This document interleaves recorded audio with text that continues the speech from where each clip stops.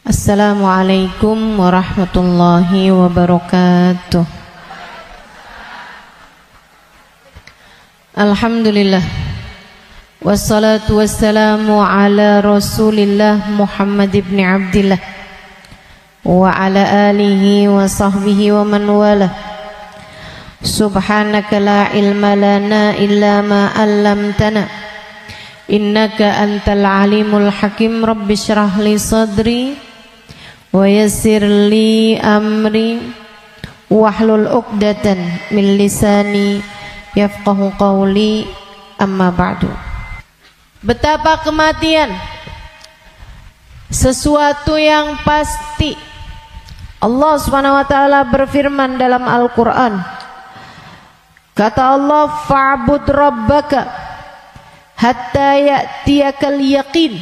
Fa'bud rabbaka hatta ya'tiyakal yaqin. Sembahlah Allah Subhanahu wa taala Tuhanmu.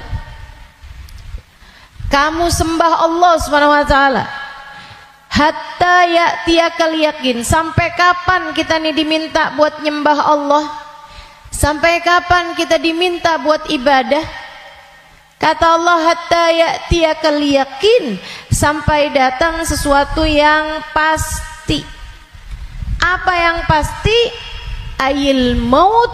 Yang dimaksudkan dengan suatu yang pasti itu adalah mati. Karenanya siapapun kamu di atas muka bumi ini harus belajar berusaha buat jadi hamba Allah Subhanahu wa taala yang taat. Mudah-mudahan Allah mudahkan. Amin ya rabbal alamin. Jadi orang hidup gak ada yang pasti, teman-teman. Gak ada yang pasti buat orang yang hidup. Ada yang mulai dari kecil sakit terus, ada. Gak ada yang pasti hidup itu. Yang pasti ketika seseorang hidup hanya satu, namanya mati.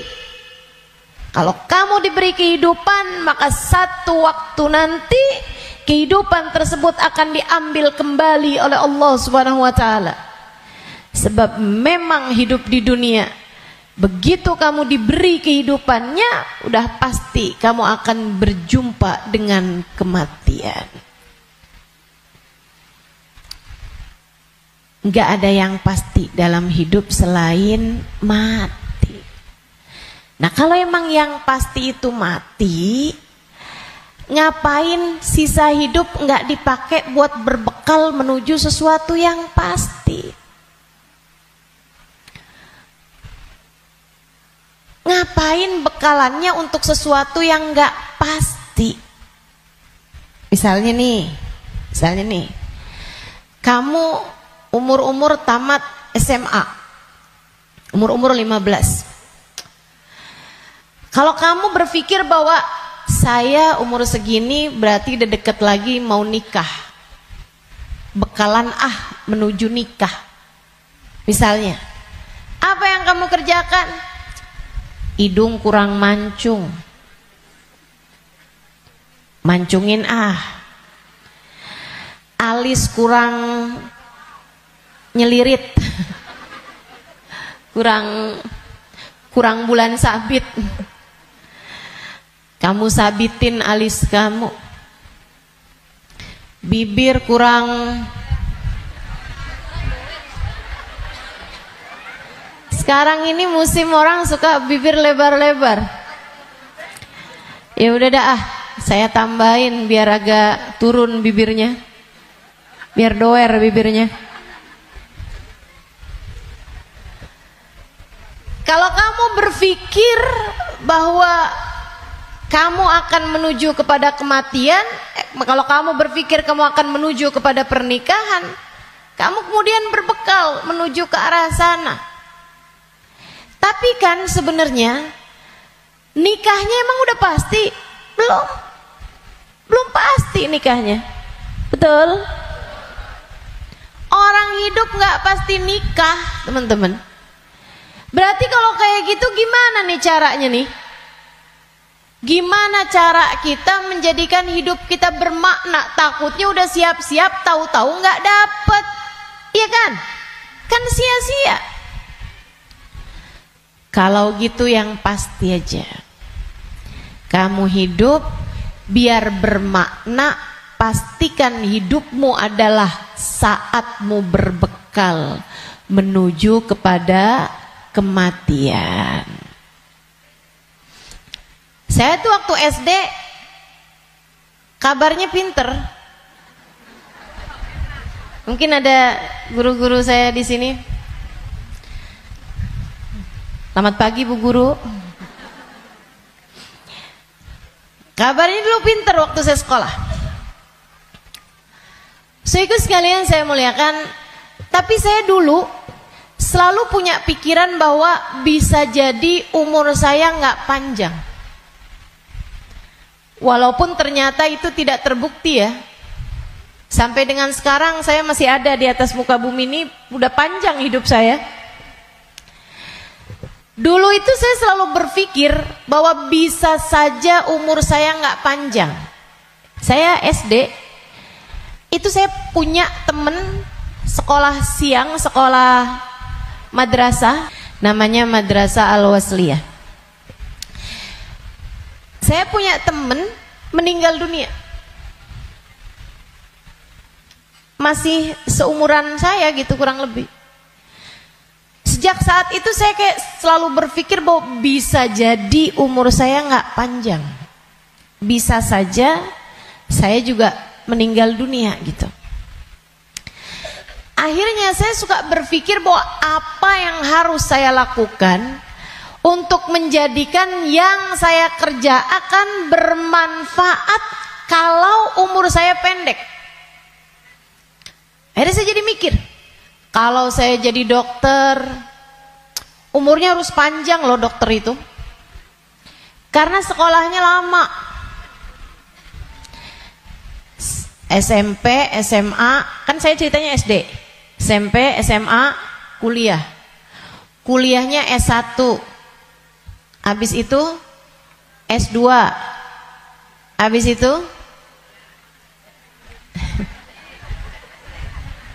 ST katanya. Buat jadi dokter spesialis itu kan mesti banyak sekolahnya. Apalagi kalau mau spesialis yang spesialis lagi gitu. Buat jadi dokter yang bagus. Artinya sekolahnya tuh panjang. Baru bisa jadi dokter yang hebat, dokter yang mumpuni di atas usia 30-an tahun, bahkan mungkin 40-an tahun. Habisnya itu dia praktek mengamalkan ilmunya. Berapa lama? Sampai ketika datang ajal menjemputnya. Manfaatnya ilmunya itu berapa lama? Untuk bisa dipraktekkan bermanfaat buat umat manusia gitu. Sampai dengan berapa lama? Sebentar aja berarti. Kita aja kalau udah dirawat sama dokter yang terlalu tua rada was-was. Betul nggak? Dokternya mau nulis resep, ambil kacamata dulu gitu kan. Terus nulisnya agak tangannya gemeteran. Takut kita. Ini kalau misalnya dia ngelihatnya salah-salah gitu kan. Atau dia mau nyuntik tangannya udah gemeteran. Waduh, udah kayaknya rada gimana gitu. Tapi kita sama dokter muda juga kita ragu-ragu. Betul gak? Coba tuh. Betapa ternyata mau jadi dokter aja itu umurnya cuman dari sekitar 40 sampai ke 50 atau 60 tahun dah gitu. Cuman segitu doang. Sisanya udah enggak tuh. Udah enggak maksimal.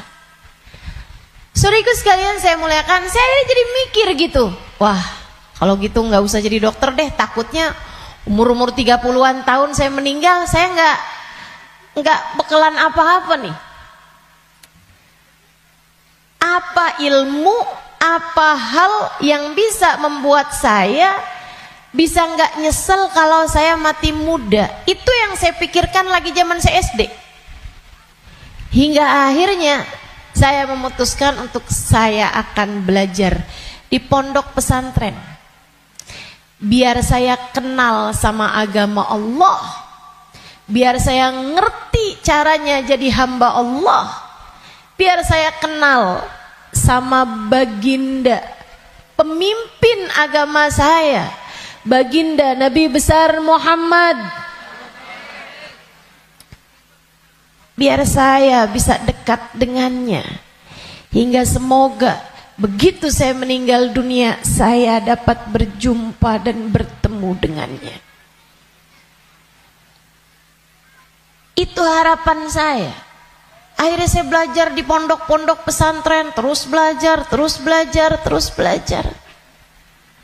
Saudaraku sekalian yang saya muliakan, alhamdulillah saya rasakan ilmu saya udah bermanfaat dari sejak usia 20 tahun. Saya udah mulai mengajar dari usia 20 tahun dan saya mengajarnya dalam bahasa Arab di kota Tarim, Hadramaut, Yaman. Saudaraku sekalian saya muliakan, pada akhirnya kehidupan mengajarkan kita bahwa jangan mau memperjuangkan sesuatu yang tidak kamu bawa mati. Begitu saya belajar lama, saya jadi ngerti bahwa ternyata bahkan bekalan menuju kematian itu bukan ilmu yang banyak, bukan.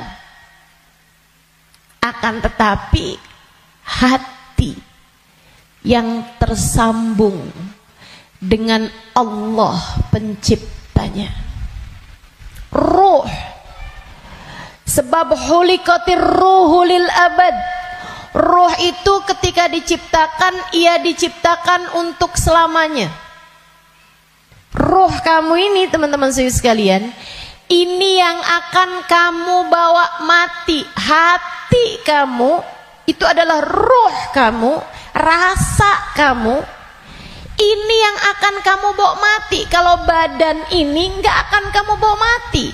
Begitu kamu mati udah tuh nggak ada lagi urusan sama badan. Badan kamu bisa dimakan merayap-rayap tanah dan habis.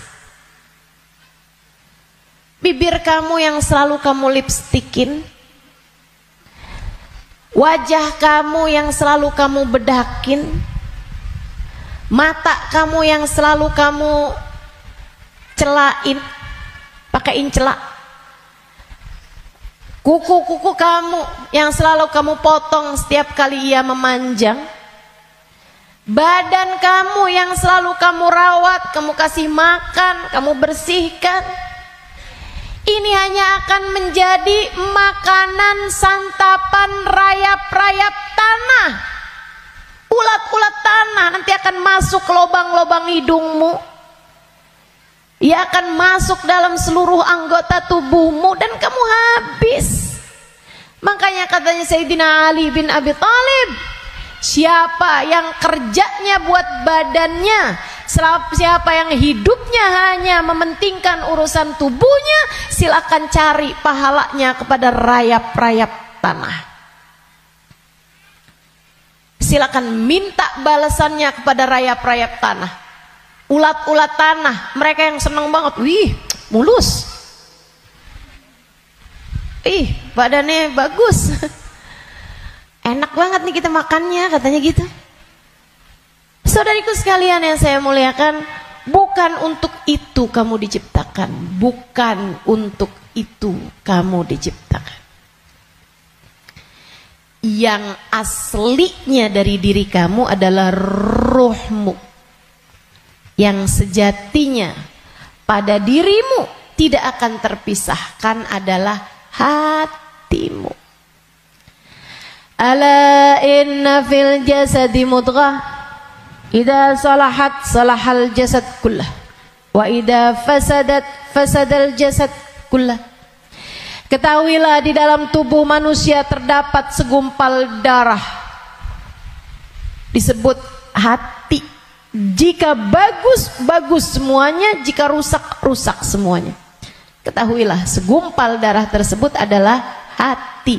Disitulah ruh ditiupkan.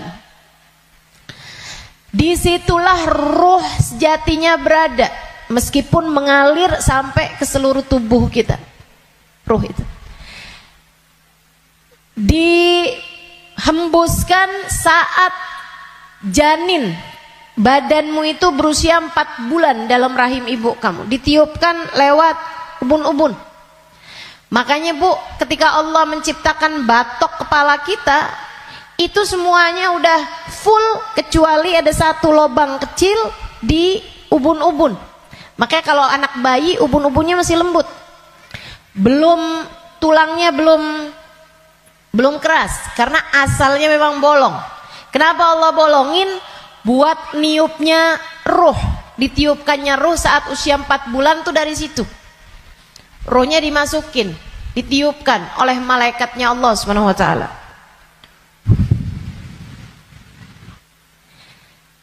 Pusatnya ditaruh di jantung atau di hati, dia pusatnya tuh ditaruh di hati, menyebar ruh tersebut sampai ke ujung-ujung jari. Itu ruh. Kalau datang kematian, dicabut lagi dari ubun-ubun. Malaikat pencabut nyawa sama halnya dengan malaikat peniup ruh, itu memulai pekerjaannya dari ubun-ubun.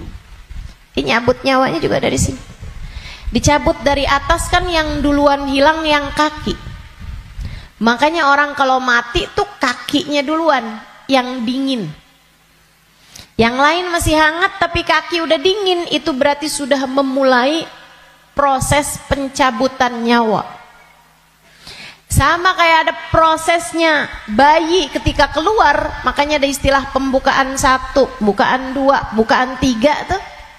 Sama halnya juga dengan peniupan ruh. Ruh juga begitu. Ketika ditiupkan dan ketika dicabut itu juga seperti itu. Ada masa-masa berhentinya, namanya sakarat. Namanya sekarat. Ala inna lil mauti sakarat, kata Nabi Muhammad sallallahu alaihi wasallam. Ketahuilah, kematian ada sekaratnya. Kematian ada hentakan-hentakannya, enggak sekaligus. Kematian ada tahapan-tahapannya. Ditarik ceret, sampai ke lutut. Jadi yang dingin duluan, yang enggak ada ruhnya duluan kakinya. Tarik lagi ceret, sampai ke pusar. Pusar kita nih. Tarik lagi ceret, sampai ke ulu hati. Banyak orang yang kalau orang tersebut dimurka Allah Subhanahu wa taala, malaikat maut mencabut nyawanya dengan main-main. Dimain-mainin rohnya. Padahal sakitnya setengah mati. Kata Sayyidina Ali bin Abi Thalib, la darba bisayf 30 darbah ahab ilayya min sakrah min sakaratil maut. Badan saya dicacah-cacah pedang 30 kali cacahan pedang lebih saya sukai daripada 1 sakaratul maut. Sakit setengah mati. Buat orang yang suka main-main dalam hidupnya, ada banyak di antara mereka yang ketika ajal datang menjemputnya, malaikat maut memain-mainkan saat pencabutan nyawa. Sakitnya luar biasa. Tapi ada banyak juga hamba-hamba Allah yang hidupnya santun, yang hidupnya berakhlak pada Allah, nggak pernah main-main dalam hidupnya. Allah pun memudahkan saatnya sakaratul maut. Kayak doa orang-orang tua kita, Allahumma hawwin alaina fi sakaratil maut wan najata minan nar. Ya Allah, ringankan saatnya sakaratul maut. Dia nggak bilang, ya Allah jangan ada sakaratnya dong buat kematian saya. Nggak bisa gitu. Atau ya Allah jangan kasih saya sakit saat sakaratul maut. Nggak bisa gitu juga. Karena memang sakaratul maut itu sakit. Memang memang pasti sakit. Jadi yang diminta adalah Allahumma khaffif alaina fi sakaratul maut. Ya Allah, ringankan sakitnya sakaratul maut. Apa yang bisa meringankan? Maksudnya ringannya tuh gara-gara apa? Kalau kamu tanya sama saya, Ustazah, ringannya sakaratul maut tuh gara-gara apa? Saudaraku sekalian, sesuatu itu sakit bisa jadi ringan itu karena dua hal. Satu, karena memang sakitnya itu levelnya jadi ringan. Kan begitu? Sakit kan ada level-levelnya. Memang Allah jadikan sakitnya itu ringan, jadi berkurang sakitnya. Itu banyak yang seperti itu, sehingga sakaratul mautnya kayak nggak sakarat gitu, karena sama sekali nggak kesakitan. Ada yang begitu, memang diringankan Allah Subhanahu Wa Taala. Level sakitnya memang diturunkan oleh Allah Subhanahu Wa Taala, semacam itu. Atau yang kedua, Allah alihkan fokusnya sehingga dia jadi kayak nggak berasa sakaratul maut, karena Allah memalingkan fokusnya bukan kepada sakitnya, tapi kepada sesuatu yang lain. Apa? Allah palingkannya dengan apa? Yang paling indahnya, yang paling enaknya adalah dengan dihadirkannya baginda Nabi besar Muhammad sallallahu alaihi wasallam di saat sakaratul maut tersebut. Sakit, tapi enggak jadi terasa sakitnya sebab ia bisa lihat Nabi Muhammad. Sebab dihadirkan Nabi Muhammad untuknya. Sakit, tapi ya nggak terasa. Gimana coba? Gimana sakitnya mau terasa kalau kamu bisa ketemu Nabi Muhammad? Nabi Muhammad misalnya berkata kepadamu, selamat datang wahai umatku. Ya udah nggak ada lagi rasa sakitnya, teman-teman. Udah jadi indah semuanya. Banyak yang begitu juga. Kekasih berjumpa dengan kekasihnya di saat sakaratul maut. Banyak. Kita ustazah gak tahu deh. Minta aja, doa aja, walaupun gak pantas, biar gak nyesel. Betul gak? Betul gak? Mau doa tapi rasanya kayak nggak pantas gitu ustazah. Orang kayak saya kematiannya dijemput sama Nabi Muhammad, emang nggak pantas. Yang kayak kamu ngomongin orang, yang kayak kamu kalau sholat berantakan, betul? Ngarepin kematiannya dijemput sama Nabi Muhammad, siapa kamu? Betul gak? Sama, saya juga berpikir hal yang sama denganmu. Siapa saya? Sampai saya berharap kematian saya dijemput sama Nabi Muhammad. Tidak ada di antara kita yang pantas. Gak ada di antara kita yang layak, gak ada. Gak ada. Tidak saya, tidak kamu, sama. Tapi kita tetap berdoa, kita tetap meminta kepada Allah Subhanahu wa taala. Kali-kali aja doa kita diijabah. Ya siapa tahu ya kan? Siapa tahu. Soalnya takut kalau nggak minta nyesel. Sebab Nabi Muhammad itu dermawan. Sebab Nabi Muhammad itu dermawan. Kadang-kadang orang kalau dermawan tuh kita nggak bisa kira, tahu-tahu memberi lebih dari yang kita minta. Itu sakaratul maut. Nanti habis cabut tuh dari pusar sampai ke dada. Dada, hati, itu teman-teman pusatnya. Allati tattali'u alal afidah. Sampai ketika roh tersebut nyampe di afidah, nyampe di dada, tempatnya hati kita itu, pusatnya. Makanya orang kalau ngerasa sakit hati pasti pegang dadanya gitu. Nggak ada yang pegang kepalanya, sakit hati saya. Nggak ada. Apalagi pegang kaki, sakit hati saya. Nggak ada, pasti bilang sakit hati saya gitu. Yang dipegang dada, karena memang tempatnya ruh, pusatnya itu adanya di situ, hati kita. Itu sakaratul maut paling sakitnya tuh di situ, karena sumbernya tuh di situ. Baru kemudian dicabut lagi sampai ke ghargharah, sampai ke leher. Kau udah nyampe di ghargharah, hakikat kamu akan ditampakkan. Saat itulah kamu dibukakan langit, bisa lihat tempat balik kamu tuh surga atau neraka.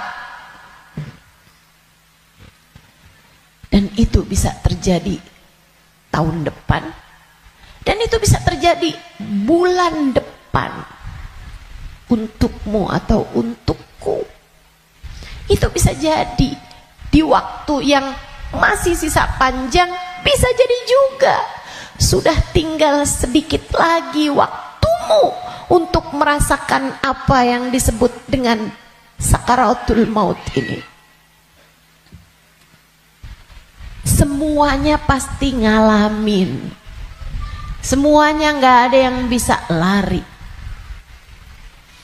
Saat ghargharah, saat nyawa udah sampai di tenggorokan, dibukakan pintu demi pintu, kata Nabi Muhammad.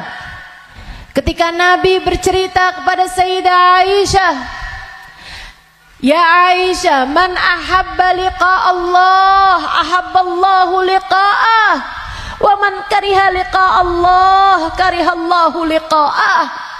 Wahai Aisyah, siapa yang senang saat perjumpaannya dengan Allah, Allah pun senang berjumpa dengan dia. Siapa yang benci berjumpa dengan Allah, Allah pun benci berjumpa dengan dia. Ya Rasulullah, walakinnana nakrahul maut. Bukannya semuanya takut memati, Rasul? Takut kan gak senang? Bukankah kita semuanya takut mati, Rasul? Kalau takut mati kan artinya kita nggak seneng. Kalau kita nggak seneng, Allah nggak seneng juga dong ketemu kita. Nggak gitu Aisyah. Tapi nanti saat ghargharah, saat nyawa sudah di tenggorokan, Allah akan bukakan langit-langit, dan Allah akan perlihatkan tempat kembali bagi roh seseorang. Rohnya itu baliknya kemana? Siapa yang ketika dibukakan langit-langit tahu tempat kembalinya adalah neraka, dia pun takut ketemu sama Allah, dia benci berjumpa dengan Allah, Allah pun benci berjumpa dengannya, walaupun dia bunuh diri sekalipun. Dia bunuh diri nih, pengen mati kan orang bunuh diri. Tapi begitu ruhnya sampai di tenggorokan, begitu dia lihat tempat kembalinya adalah neraka, dia pun takut, kepengen gak jadi bunuh diri.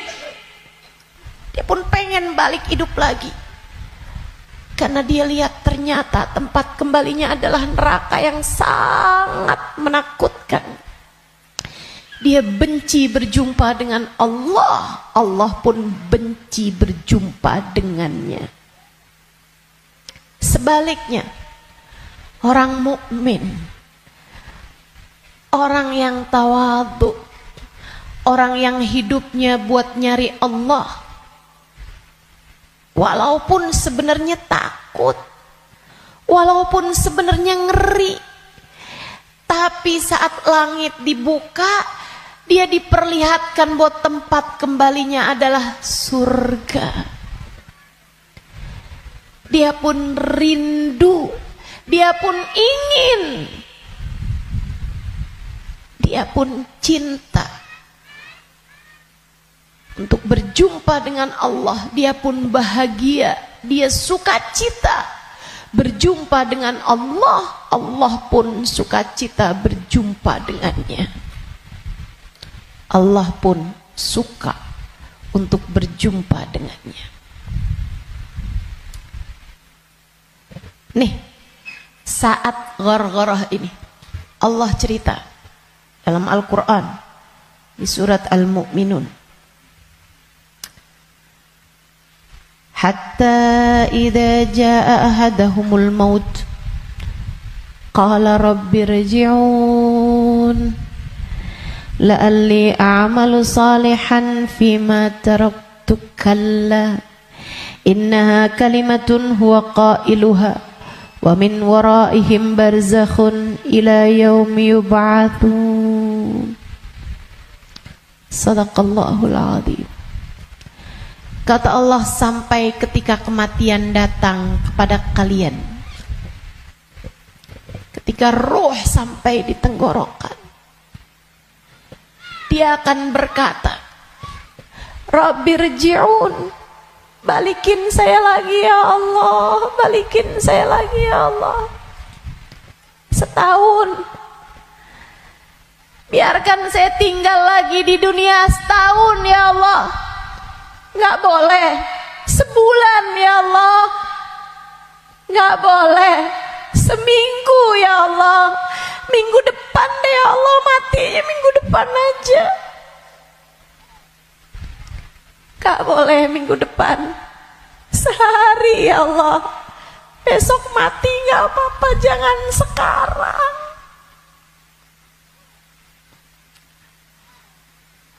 Gak boleh sejam ya Allah, sejam.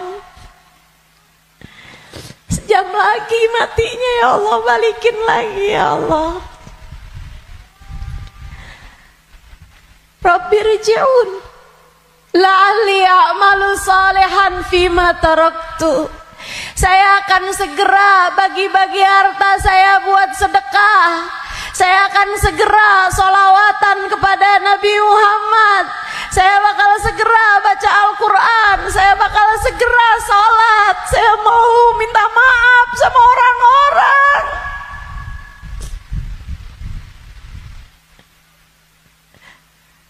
Saya mau minta maaf sama orang-orang.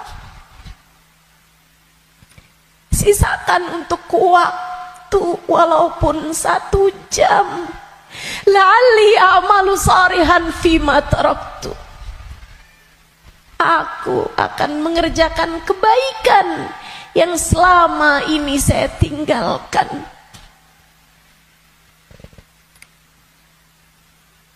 Apa jawab Allah? Kalla innaha kalimatun huwa qailuha. Enggak ada. Sekarang kalimatmu itu hanya jadi omong kosong belaka. Enggak ada ceritanya kamu dikabulkan.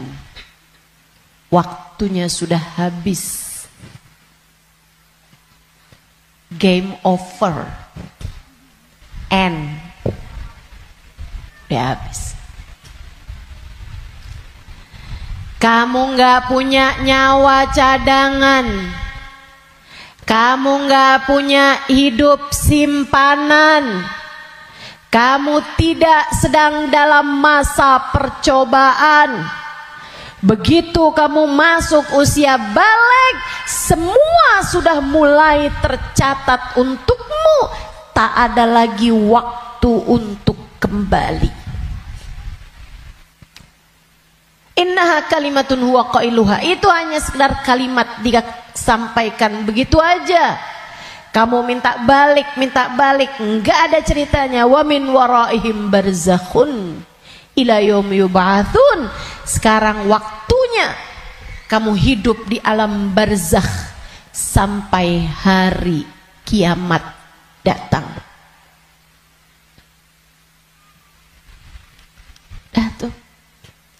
nggak bisa balik lagi.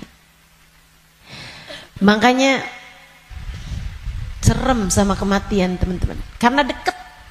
Aqrab ghaib yuntadhar, kata Nabi Muhammad. Perkara gaib yang paling dekat sama kita kematian. Si ini meninggal, si itu meninggal, si itu meninggal, si itu meninggal. Semua meninggal. Maka sebagaimana kamu melihat satu hari ada jenazah diangkut, satu waktu jenazah kamu yang diangkut.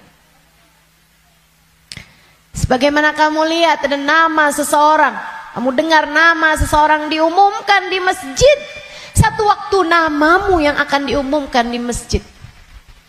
Kamu lihat satu hari ada nama seseorang muncul dengan ucapan berbelasungkawa, turut berduka cita, yang ada di Instastory orang-orang, satu waktu nama kamu yang akan ditulis di situ. Sebagaimana ada broadcast di grup-grup WhatsApp yang menuliskan nama-nama orang dengan ucapan meninggal dunia, satu waktu akan ada namamu yang ada di situ. Inna lillahi wa inna ilaihi rojiun. Turut berduka cita atas meninggalnya Halimah binti Utsman al-Idrus. Akan ada waktunya. Semua akan ada waktunya. Semua akan ada gilirannya. Pasti tanpa terkecuali. Kamu akan datang giliranmu, pasti tanpa terkecuali. Kamu bakal mati, Bu. Kamu akan mati, Dek. Kamu bakal mati, Nak. Pasti. Masalahnya tinggal, akankah Allah berkenan menerimamu? Saya tuh dulu suka liatin tulisan kalau ada orang meninggal dunia, semoga rohnya diterima di sisi Allah.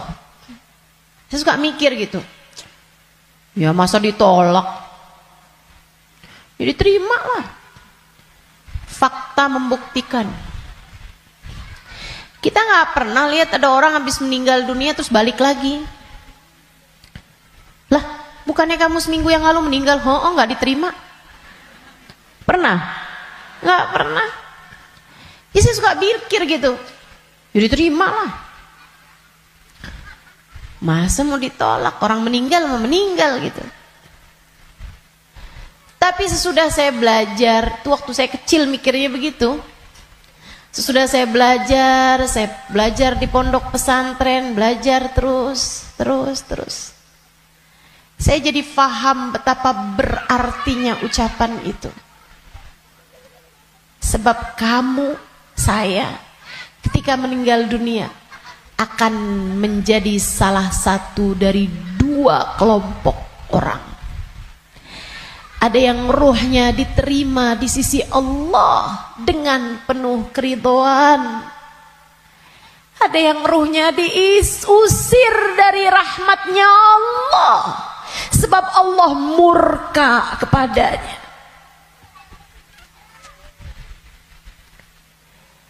Kalau waktu hidup kayak gini nih, kamu lagi punya perlu, kamu datang ke rumah saudaramu, ditolak dari yang satu, bisa kamu datang ke tempat saudaramu yang lain.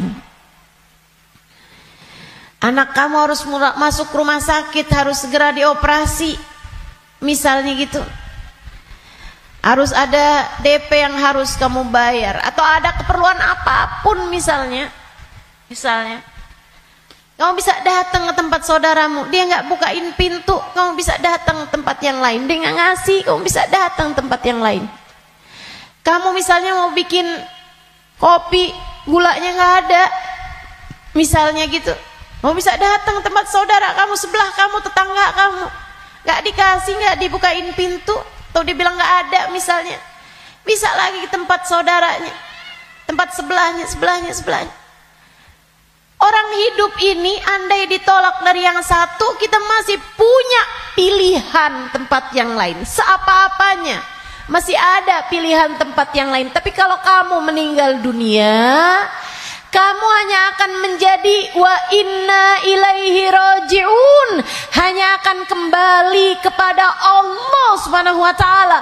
Kalau pintu rahmatnya Allah tertutup darimu, kalau kamu diusir dari kasih sayang Allah Subhanahu wa taala, Allah tidak berkenan menerimamu, kemana kiranya kamu akan pergi?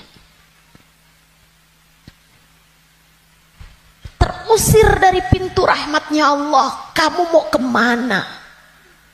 Bu, Kak, Dek, Nak, saya sampaikan ini dengan sungguh-sungguh. Jangan pernah mau main-main dalam hidupmu. Jangan main-main sama hidup. Sebab selama kamu hidup, kematian masih akan membayangi. Dan begitu datang kematian sementara Allah belum ridho kepadamu, sangat mungkin ruhmu tidak diterima Allah, hingga Allah pun mengusirmu dari pintu rahmatnya, dan kamu dikembalikan kepada lembah kemurkaannya.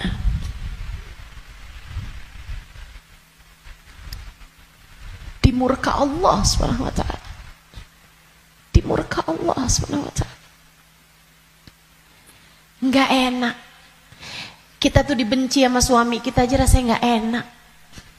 Kita dibenci sama saudara kita aja setengah mati, enggak enak rasanya. Bukan begitu? Bayangkan kalau kamu datang ke rumah Allah, kamu datang kepada Allah, sementara Allah mengusirmu dan tidak ridho kepadamu serta benci kepadamu, dan kamu nggak bisa balik lagi ke atas muka bumi ini, kayak apa rasanya? Dalam keabadian kamu dimurka, dalam keabadian kamu dibenci, dalam keabadian kamu tersiksa.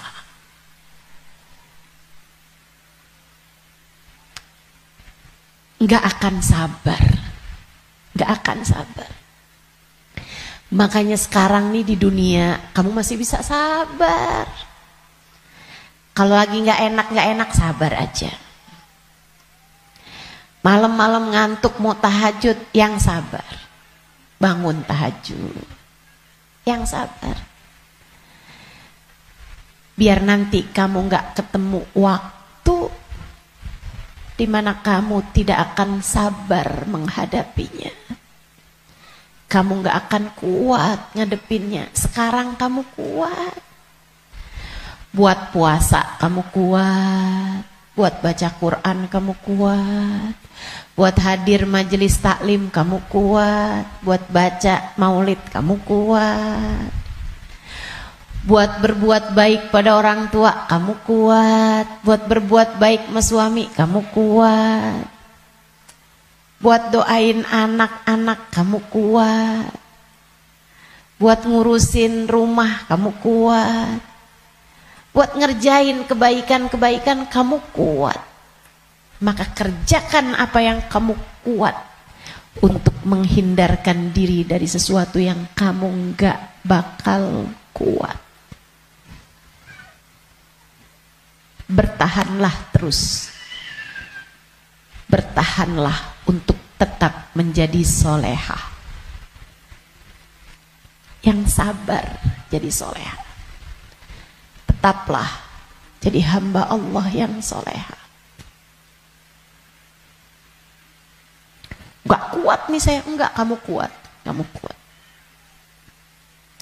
Saya enggak kuat lagi Ustazah ngadepin suami kayak begitu. Kuat, kamu kuat.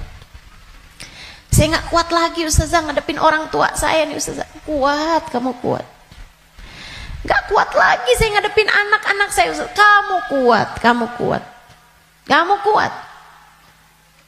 Saya nggak kuat puasa, kuat. Saya nggak kuat tahajud, kuat. Saya nggak kuat baca zikir habis duhur, habis subuh ke isyraq, kuat. Saya nggak kuat baca ratib malam-malam hari, ngantuk saya, kuat. Kamu kuat ngerjain itu semua. Saya nggak kuat ustazah buat berbuat baik sama semua orang. Saya pengen marah aja semuanya. Enggak, kamu kuat. Jangan marah-marah, jangan marah-marah. Kamu kuat, teman-teman saya sekalian. Yang nggak kuat kalau kamu mati dan kamu terusir dari rahmatnya. Yang kamu nggak kuat kalau sampai di dalam kubur ruhmu disiksa, kamu nggak akan kuat. Yang nggak kuat kalau kamu datang malaikat yang menanyai dalam kuburan dan kamu nggak bisa jawabnya, hingga kemudian malaikat tersebut mulai menyiksamu, kamu nggak akan kuat. Sisanya di dunia ini kamu kuat. Saya dijahatin terus sama tetangga saya nggak kuat lagi, kamu kuat. Saya ditinggalin sama teman-teman saya nggak kuat. Percaya saya, kamu kuat. Saya sakit ustazah, saya udah nggak kuat lagi, kuat. Yang kamu nggak kuat kalau kamu sampai diusir dari rahmatnya Allah. Yang kamu nggak kuat kalau ruhmu keluar, dan bisa jadi itu bulan depan, bisa jadi itu minggu depan. Saat ruhmu keluar dan kamu ngelihat tempat kembalimu adalah neraka, kamu nggak akan kuat.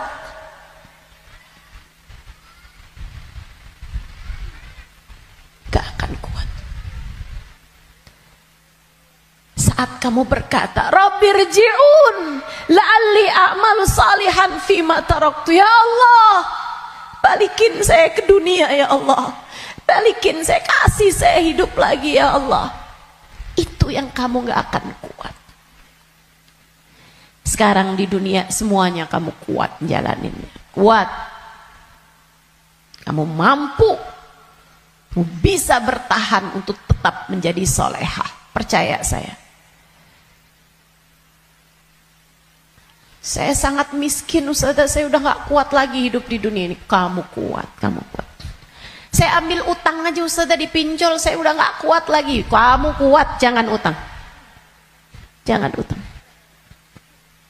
Jangan ambil utangan.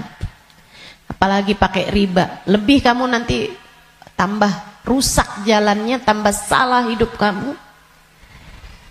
Kamu kuat menjalani kehidupan di atas muka bumi ini, teman-teman. Yang kamu gak kuat kalau sampai mati Allah murka padamu, kamu gak akan kuat. Maka yuk berbekal. Dengan apa berbekalnya? Satu, hidup yang benar. Tetaplah istiqomah. Sholat jangan ditinggal, ibadah jangan ditinggal. Apa yang kamu bisa kerjain. Sedekah biar kata sedikit jangan ditinggal. Saya orang miskin ustazah, saya nggak bisa sedekah banyak-banyak. Tapi kamu masak, banyakin kuahnya kata Nabi. Bagiin tetangga, kasihin tetangga kamu pas kamu lagi masak. Saya nggak bisa sedekah ustazah. Tapi kamu masak nasi, pakai sambal, iya. Apa? Tempe goreng, banyakin, sisain dikit buat tetangga kamu, kasih buat orang yang susah, juga yang ada di sekitarmu.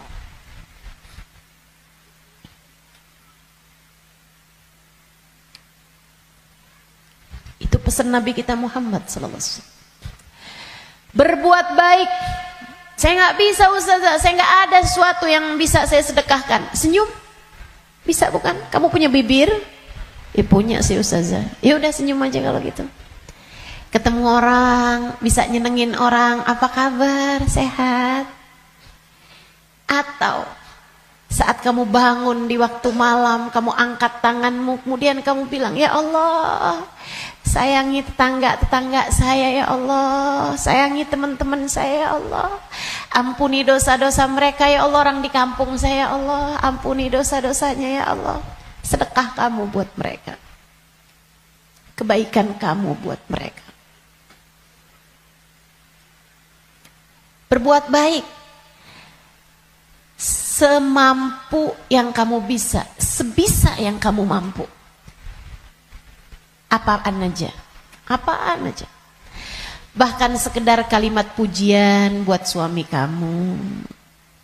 Alhamdulillah kamu sehat, saya senang kalau kamu udah sehat. Kata-kata yang enak gitu. Jangan sakit lagi ya, saya kesian kalau lihat kamu sakit. Saya sayang sama kamu. Kalimat yang enak. Ganti kalimat-kalimat yang gak enak. Udah sehat kan, berarti bisa kerja lagi kan. Susah kalau kamu sakit nih. Terus kita mau makan apa kalau kamu sakit terus-terusan? Gak enak banget sih kalimatnya. Kamu bakal mati. Maka pilihlah kalimat yang gak jadi penyesalan bagimu sesudah kematianmu. Yang bagus ngomongnya, yang bagus. Jangan sakiti hati orang. Iya Kak? Bu? Dek? Ucapanmu kepada orang tuamu nak, yang bagus, yang bagus. Mama yang sehat ya Ma. Mama yang sehat. Enggak kok, Mama nggak pernah ngerepotin. Saya seneng ada Mama. Tetaplah sehat Ma. Tetaplah kuat Ma. Yang bagus ngomongnya. Nanti nyesel kalau kamu yang pergi atau mamahmu yang pergi.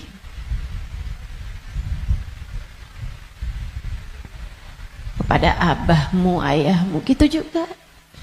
Ngomong yang bagus-bagus aja. Biar nggak tambah banyak penyesalanmu ketika datang ajal menjemputmu. Apapun dari kebaikan yang bisa kamu lakukan, lakukanlah. Udah nggak usah pakai mikir-mikir. Saya mau pakai kerudungan kapan ya? Gak usah. Sekarang orang senegeri udah pakai kerudungan semua kok. Selagi kamu perempuan ya pakai penutup aurat. Saya nggak tahan Ustazah, saya nggak kuat pakai jilbab. Kuat kok. Semua kuat. Bismillah. Bismillah. Lakukan kebaikan, jangan tinggalkan. Sebab seperti mana kamu hidup, seperti itulah kamu akan mati. Jika kebaikan yang kamu lakukan dalam hidupmu, kamu hanya akan berjumpa dengan kebaikan-kebaikan sesudah kematianmu. Kebaikan kamu lakukan karena Allah, Allah akan membalasmu dengan kebaikan-kebaikan dari sisinya. Dan itu akan sangat menyenangkan. Kama ta'ish tamut. Sebagaimana kamu hidup, seperti itu pula lah kamu akan mati. Maka tetaplah istiqomah di jalan Allah. Itu bekal utama. Bekal keduanya, selalulah berdoa, selalulah meminta kepada Allah agar dikaruniai husnul khatimah. Sering-sering minta, ya muqallibal qulub, tsabbit qalbi ala dinik. Wahai zat yang membolak-balikan hati, tetapkanlah hati kami berada dalam keimanan kepadamu. Selalulah berdoa, Rabbana la tuzigh qulubana ba'da idh hadaitana wa hab lana min ladunka rahmatan innaka antal wahhab. Ya Allah, jangan pernah kau cabut hidayah iman yang telah kau anugerahkan kepadaku. Anugerahkanlah pula untuk kami rahmatmu. Sesungguhnya engkau adalah zat yang maha memberi. Selalulah berdoa, Ya Allah biha, Ya Allah biha, Ya Allah bihusnil khatimah, Ya Allah biha, Ya Allah biha, Ya Allah bihusnil khatimah. Ya Allah, aku mohon padamu, Ya Allah, aku minta padamu husnul khatimah, Ya Allah, akhir kehidupan yang baik, kematian dengan membawa iman, kematian sedangkan kau berkenan menerima kami, Ya Allah. Terus doa, terus minta sama Allah, sebab la yarudul qada illa doa. Tidak ada yang dapat menolak takdir buruk selain doa. Doa terus, doa terus, doa terus. Kalau ada waktunya doa tuh, kayak lagi majelis, kemudian silahkan berdoa, silahkan sampaikan hajatmu. Habis sholat, jangan dulu langsung bangun, sebelum kamu berzikir kemudian berdoa, kan begitu. Nah kalau doa jangan minta dunia mulu teman-teman. Kalau semua doa mau minta dunia, habis dunianya selesai kamu bawa apa? Kamu punya apa? Minta juga. Urusan akhirat malah justru jauh lebih penting daripada meminta urusan dunia yang akan kamu tinggalkan begitu kamu mati. Jangan kalau doa yang diminta duit lagi, duit lagi. Jangan kalau doa yang diminta jodoh lagi, jodoh lagi. Atau biar hati suami nggak berpaling, itu aja yang kamu minta. Biar suami nggak poligami, ustazah, itu terus doa saya ustazah. Bukan hanya itu yang kamu perlukan teman-teman. Doa urusan dunia tuh kalau bisa sekedarnya aja. Karena hidup di dunia ini qalil, sedikit, katanya Imamul Haddad, tabalagh bil qalili minal qalili. Bekalan dunia ini sedikit aja lah, karena dunianya itu emang sedikit. Dikit lagi juga mati. Kalau doa itu yang kiranya kamu gak nyesel begitu kamu masuk ke dalam alam kubur. Doanya minta apa? Minta husnul khotimah. Doa minta Allah ridha, minta biar Allah selamatkan, minta biar Allah bahagiakan kalau kamu ada di dalam kuburan, minta biar Allah bahagiakan ketika nanti kamu di padang mahsyar. Jadi begitu ajal datang menjemputmu, kamu masih punya simpenan dari doa-doa yang belum diijabah Allah SWT, yang belum kamu rasakan ijabahnya.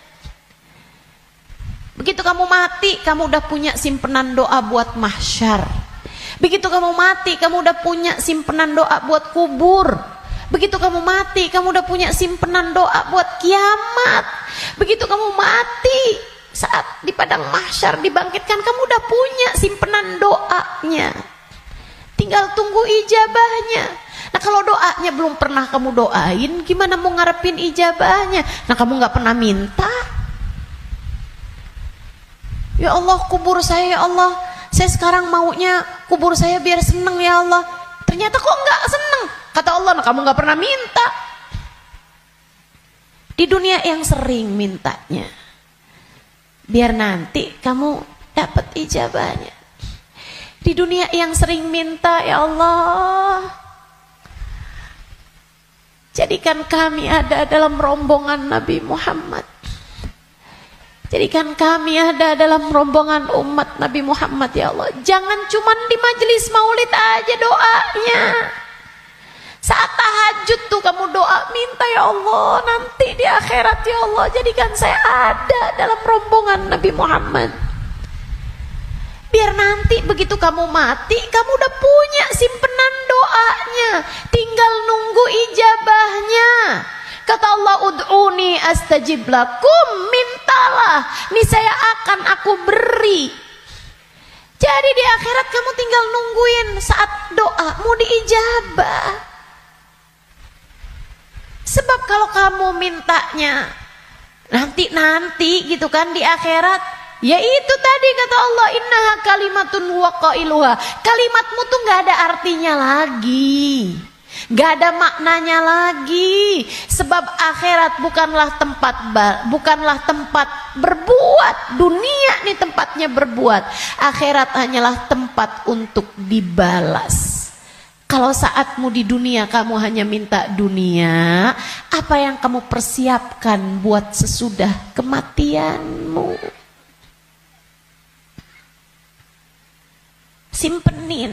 Simpenin doa-doa yang banyak buat akhirat, karena akhirat itu jauh lebih panjang, jauh lebih penting, jauh lebih berarti, jauh lebih bermakna.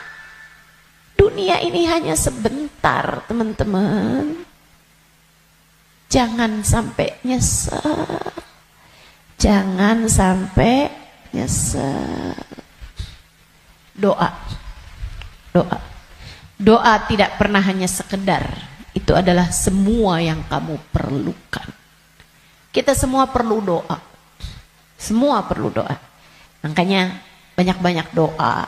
Minta sama Allah agar kehidupan kamu sesudah kematian menjadi kehidupan yang menyenangkan. Amin ya Rabbal. Satu tadi istiqomah taat, bekal menuju kematian ya. Yang kedua tadi apa? Doa. Yang ketiga, teman-teman saudaraku sekalian,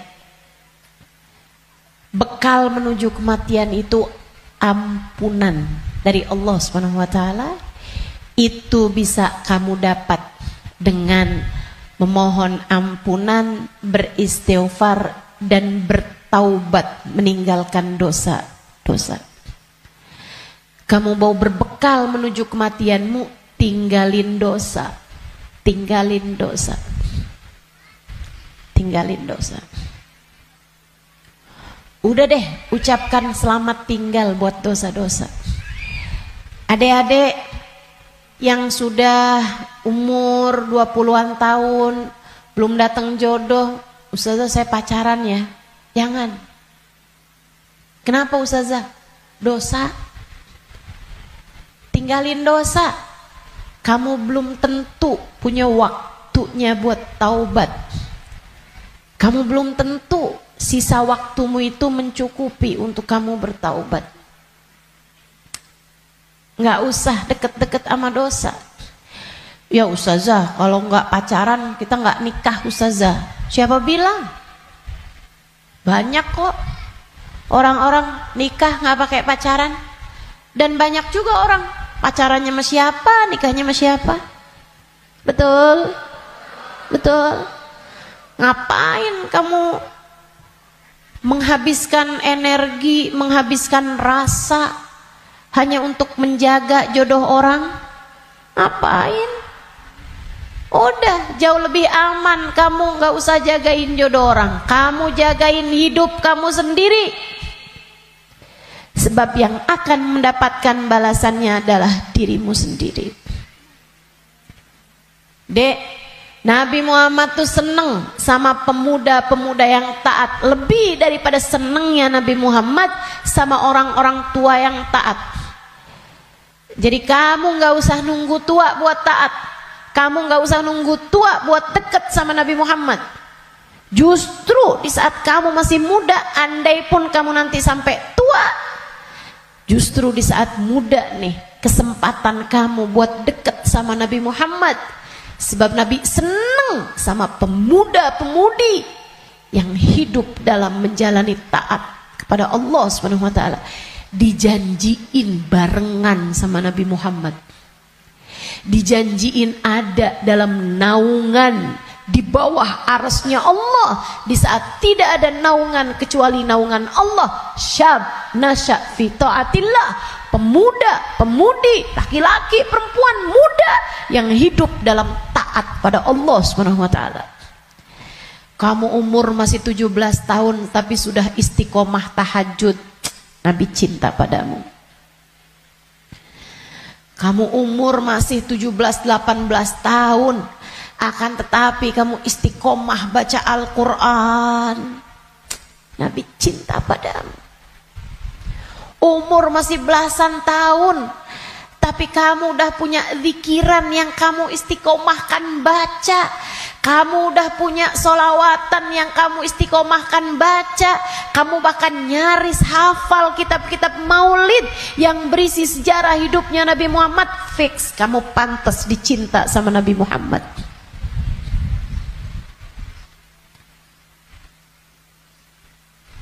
Kamu punya kesempatan besar untuk bisa jadi orang yang kelak di hari akhirat nanti membersamai Nabi Muhammad. Tinggalin dosa, dek, tinggalin dosa, gak ada pentingnya. Kamu gak akan seneng nantinya sama dosa itu. Kelihatannya kayak bagus tapi bikin sumpek, kelihatannya kayak enak tapi bikin hati gelap, kelihatannya kayak membahagiakan padahal itu hanya akan menyusahkan hidupmu saja.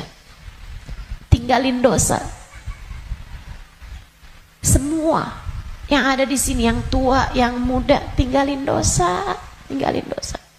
Itu cara kamu biar bisa berbekal menuju kematian yang indah. Yang terakhir, kamu pengen berbekal menuju seindah-indah kematian adalah dengan mencintai orang-orang soleh. Gaulmu itu loh benerin. Gaulnya sama orang bener biar kamu bisa bener. Sayangnya sama orang bagus di mata Allah, orang soleh, orang solehah. Sayangnya sama ulama, sayangnya sama guru-guru, gitu kan, sama ustadz, sama ustadzah, sama kiai, sama bunyai, sama habib, sama habibah, sama hubabah. Itu bikin kamu bisa jadi orang-orang yang meninggalnya nanti dalam keadaan-keadaan yang indah. Tentu di akhirat kita semuanya ingin dikumpulkan dengan orang-orang baik. Maka kalau kamu di akhirat nanti dikumpulkan orang baik, caranya adalah bersamalah dengan mereka dari sejak di dunia. Bersamalah dengan mereka dari sejak di dunia. Hadirlah di majelis-majelis ilmu, yang seneng dengerin kajian-kajian dari para ulama, yang seneng melantunkan bersama-sama maulid, solawat, istighfar bareng-bareng, doa bareng-bareng, qiyam bareng-bareng. Kebersamaanmu dengan apapun di dunia akan membuatmu bersama di akhirat nanti dengan orang-orang yang kurang lebih sama. Hadirnya, senangnya di majelis-majelis ilmu, majelis-majelis dzikir, majelis maulid kayak begini, sangat pantas nanti dikumpulinnya di akhirat dengan orang-orang soleh soleha. Kamu pikir orang-orang soleh soleha kumpulnya di mana kalau bukan di tempat-tempat yang semacam ini? Makanya ayo bismillah, cintai mereka. Andai pun kamu nggak lagi bersama dengan mereka, para ulama-ulama, para hamba-hamba Allah soleh-soleha, tetaplah bersama dengan mereka dalam doa. Saat doa tuh, saat doa, sertakan hamba-hamba Allah yang soleh-soleha. Guru-gurumu doain, ulama-ulama doain, orang-orang tercinta di sisi Allah doain. Ustazah, Kan nggak manfaat ya Ustazah. Saya ini kan orang punya banyak dosa, ngapain doain guru-guru saya? Orang-orang taat semua, ahli-ahli ibadah semua, ngapain saya doain? Saya jauh lebih perlu buat didoain sama mereka daripada saya mendoakan mereka. Andai pun begitu, ini masalah keberpihakan. Ini masalah kebersamaan. Ini masalah urusan penautan hati. Teman-teman saudaraku sekalian, saya doakan guru-guru saya doakan Habib Umar bin Hafid, saya doakan Hubabah Nur, saya doakan Habib Zain bin Smith, saya doakan mereka biar hidupnya menyenangkan, biar betah hidupnya di dunia, biar sehat. Saya doakan mereka biar semakin dicinta Allah, semakin disayang Allah. Saya doakan semoga lancar dakwahnya, semoga bahagia hidupnya. Saya doakan. Teman-teman saudaraku sekalian, saya doakan. Walaupun saya yakin saya lebih memerlukan doa mereka daripada doa saya. Apalah arti doa saya untuk mereka? Saya tahu itu. Tapi saya tetap berdoa untuk sebuah keberpihakan. Saya doa untuk sebuah keberpihakan. Saya doa. Teman-teman saudaraku sekalian saya muliakan, kamu tahu nggak? Kalau ada artis-artis dunia, aktor-aktor dunia, pemain bola sakit misalnya, yang doain ribuan orang, yang doain bahkan mungkin jutaan orang mendoakan orang tersebut, yang bahkan mohon maaf banyak diantara mereka yang nggak beriman kepada Allah.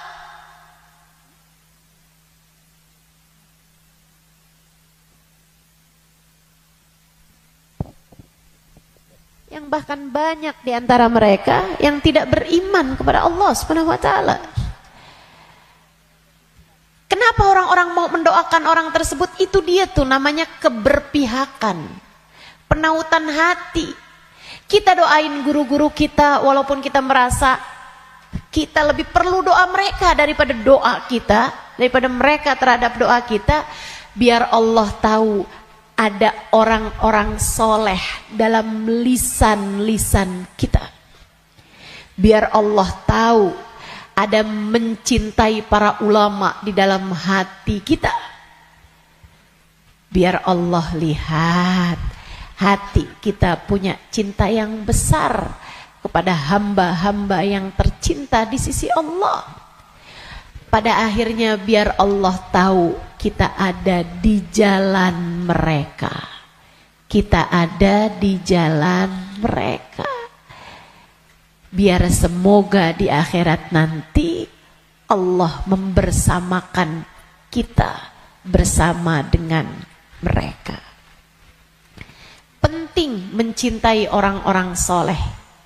Sebab almar'u ma'aman ahab, seseorang di akhirat nanti hanya akan dikumpulkan dengan orang yang dia cintai.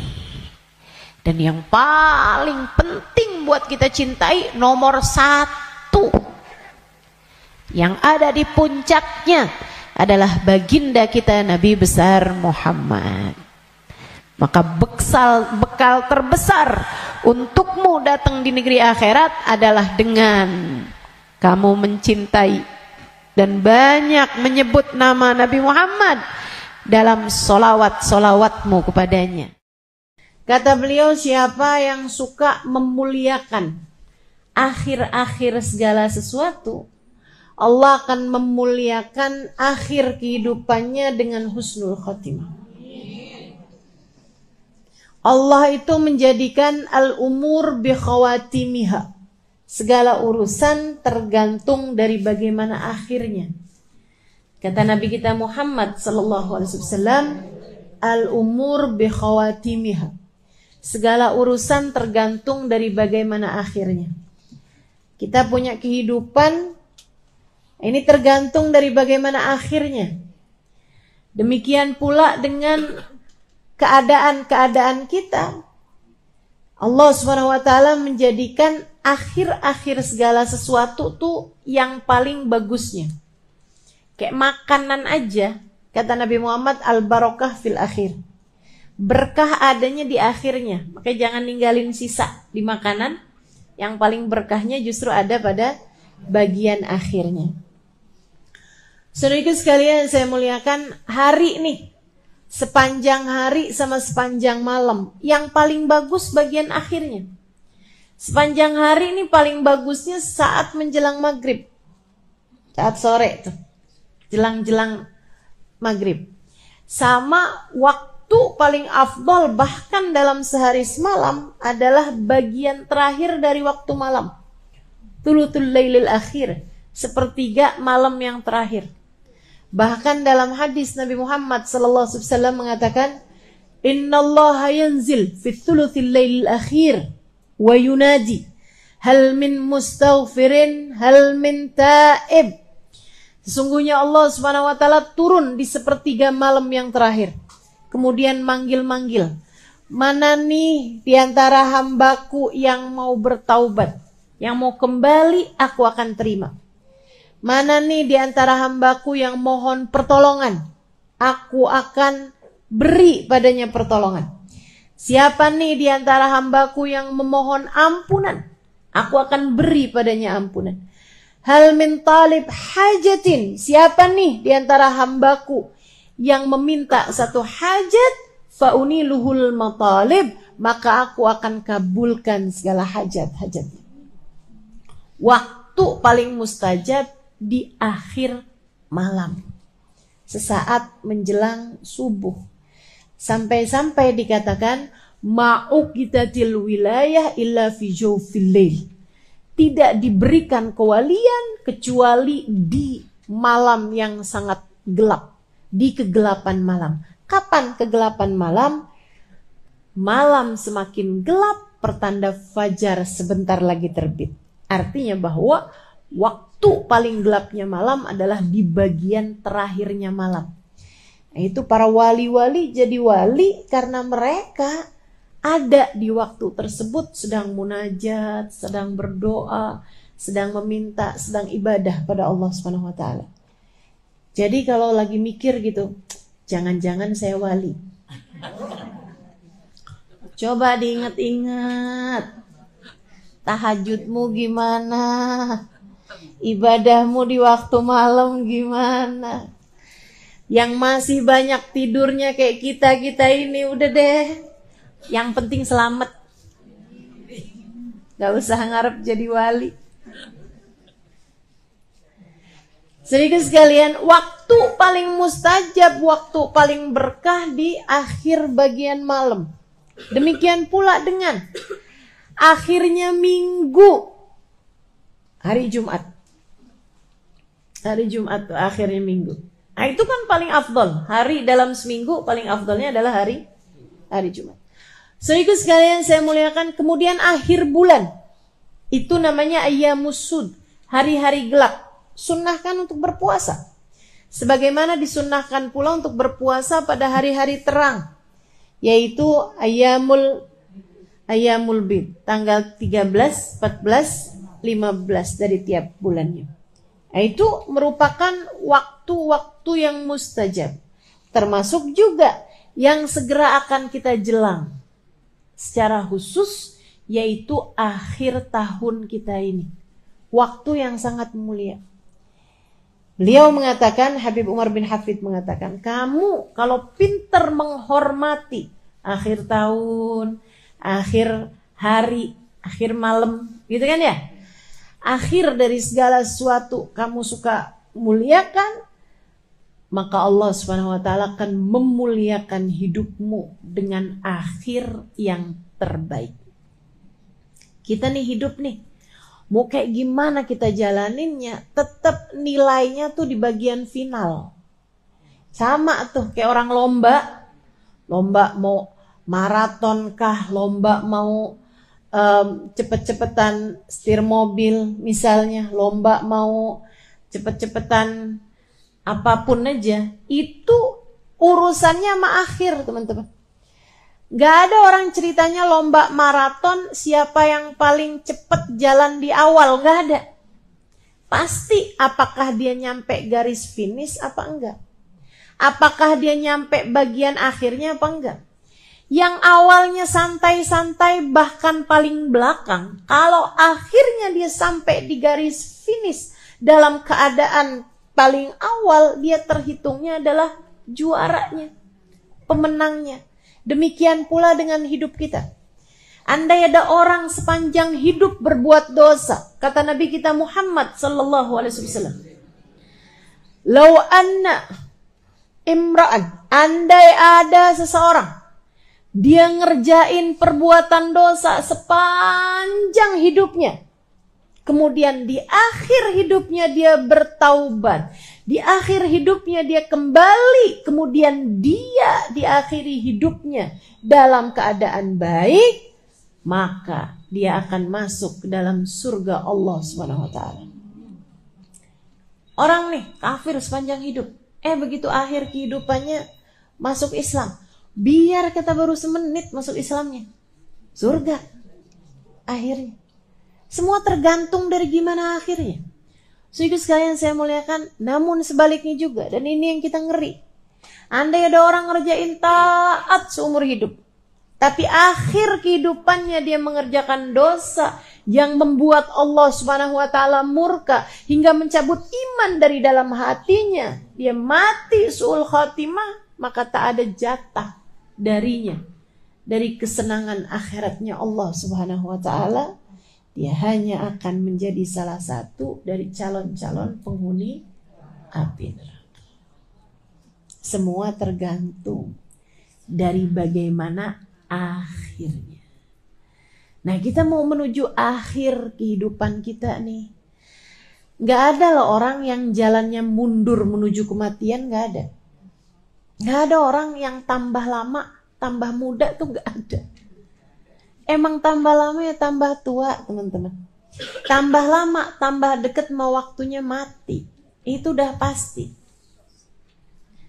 Karenanya kalau kepengen akhir kehidupannya dalam keadaan baik, yuk belajar buat memuliakan akhir-akhir segala sesuatu. Salah satunya adalah dengan kita memuliakan akhir tahun kita ini. Sehingga semoga nantinya saat akhir kehidupan kita, Allah memuliakan kita dalam husnul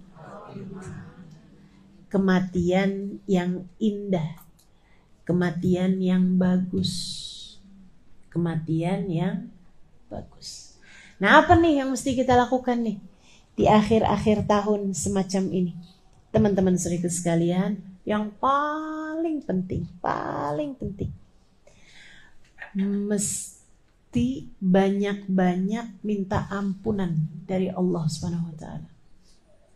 Istighfarnya mesti kita perbanyak. Emang dosanya banyak, minta ampunnya kan mesti banyak juga.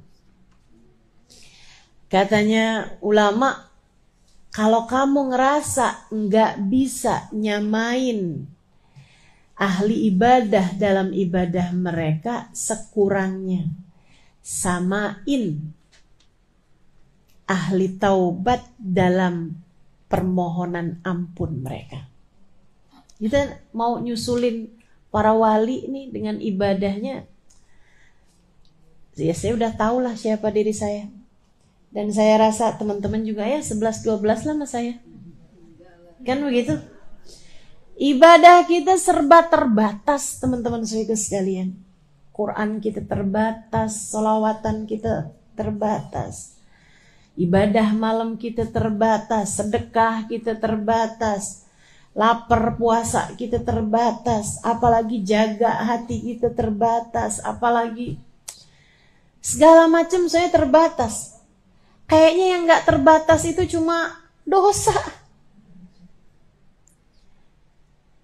Dibilang ibadahnya banyak kayaknya masih sedikit deh. Kalau dibilang ada yang banyak itu adalah dosa.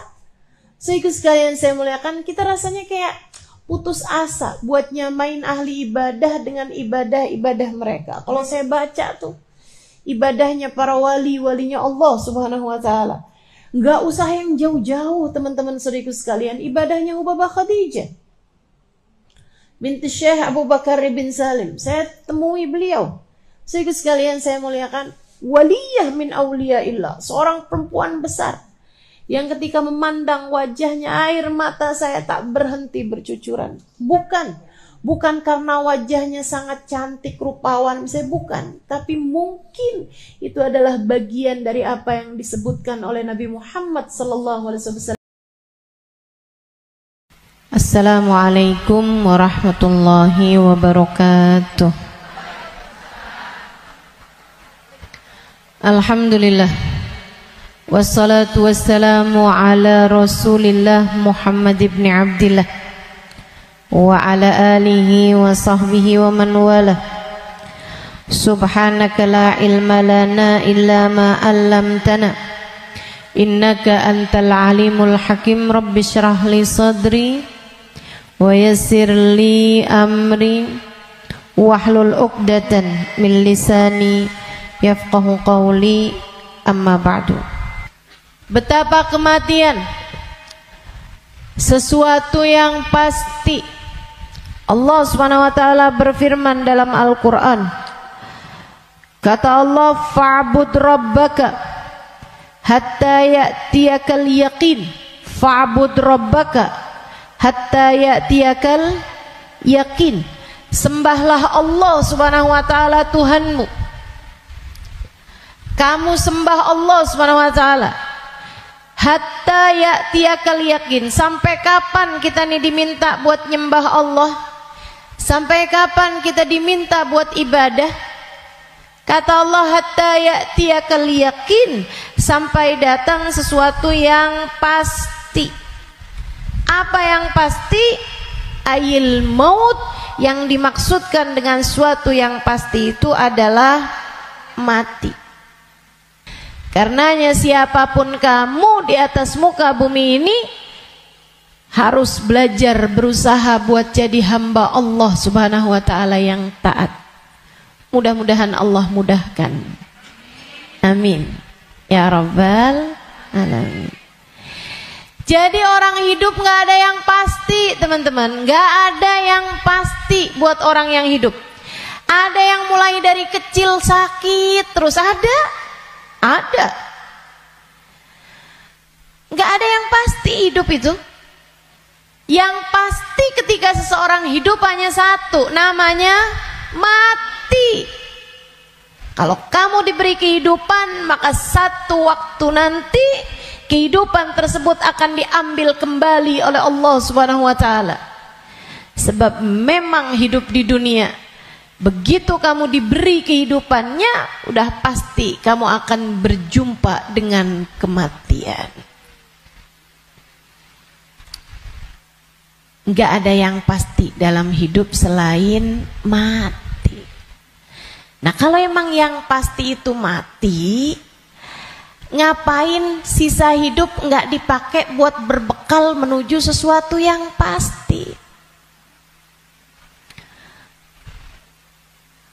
Ngapain bekalannya untuk sesuatu yang nggak pasti? Misalnya nih, kamu umur tamat SMA, umur 15. Kalau kamu berpikir bahwa saya umur segini berarti udah deket lagi mau nikah, bekalan menuju nikah. Misalnya, apa yang kamu kerjakan? Hidung kurang mancung, mancungin alis kurang nyelirit, kurang bulan sabit, kamu sabitin alis kamu. Bibir kurang sekarang ini musim orang suka bibir lebar-lebar. Ya udah dah, saya tambahin biar agak turun bibirnya, biar doer bibirnya. Kalau kamu berpikir bahwa kamu akan menuju kepada kematian, kalau kamu berpikir kamu akan menuju kepada pernikahan, kamu kemudian berbekal menuju ke arah sana. Tapi kan sebenarnya nikahnya emang udah pasti? Belum pasti nikahnya. Betul? Orang hidup nggak pasti nikah, teman-teman. Berarti kalau kayak gitu gimana nih caranya nih? Gimana cara kita menjadikan hidup kita bermakna? Takutnya udah siap-siap, tahu-tahu nggak dapet, iya kan? Kan sia-sia. Kalau gitu yang pasti aja, kamu hidup biar bermakna, pastikan hidupmu adalah saatmu berbekal menuju kepada kematian. Saya tuh waktu SD kabarnya pinter. Mungkin ada guru-guru saya di sini. Selamat pagi Bu Guru. Kabarnya dulu pinter waktu saya sekolah. Saudaraku sekalian saya muliakan, tapi saya dulu selalu punya pikiran bahwa bisa jadi umur saya nggak panjang. Walaupun ternyata itu tidak terbukti ya. Sampai dengan sekarang saya masih ada di atas muka bumi ini, udah panjang hidup saya. Dulu itu saya selalu berpikir bahwa bisa saja umur saya nggak panjang. Saya SD, itu saya punya temen sekolah siang, sekolah madrasah, namanya Madrasah Al-Wasliyah. Saya punya temen meninggal dunia, masih seumuran saya gitu kurang lebih. Sejak saat itu saya kayak selalu berpikir bahwa bisa jadi umur saya nggak panjang, bisa saja saya juga meninggal dunia gitu.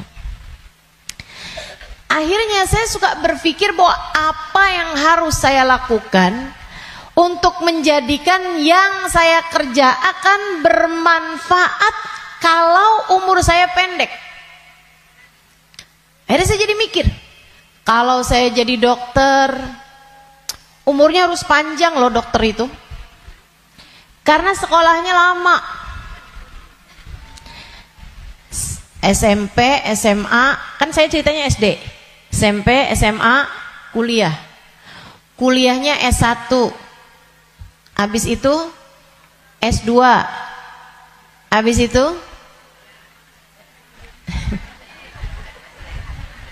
ST katanya.